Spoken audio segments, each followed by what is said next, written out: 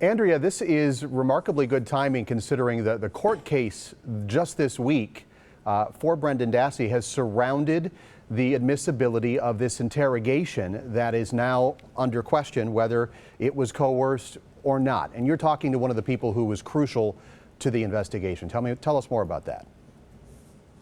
Yeah, Tom Fassbender, he is the co-lead investigator in the case. And he really came under fire for those controversial interrogation videos that so many people saw with Brendan Dassey.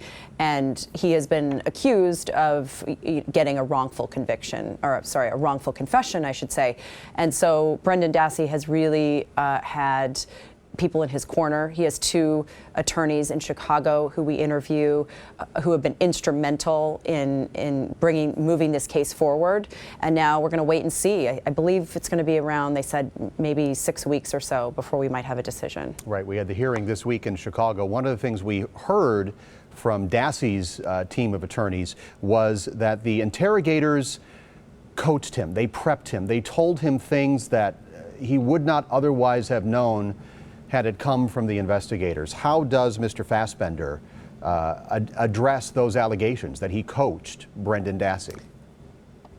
Yeah, he says absolutely not, that he did not do that, that this was a legitimate interview technique that they used, and he stands by his work to this day. And when I asked him, did you feel that you got a real confession or a false confession? He said absolutely a real confession.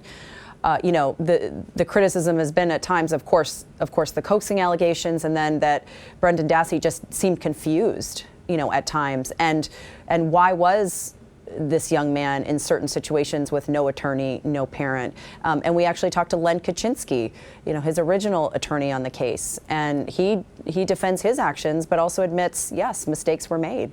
We're going to see some of that interrogation video tonight on Dateline. Give us an example of some of this video that is so crucial now to the case. Well, it's in it, the investigators, you know, they say things like, after they are trying to get him to say how she was killed, he's not saying it, and then they finally say, okay, just tell us who shot her in the head.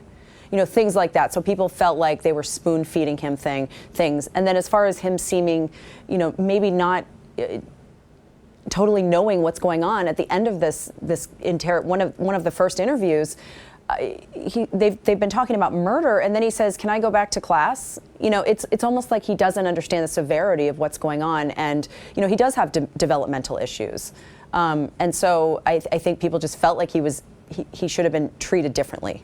Some timely reporting on a story we are following very closely here in Milwaukee and across Wisconsin. Andrea Canning, thank you.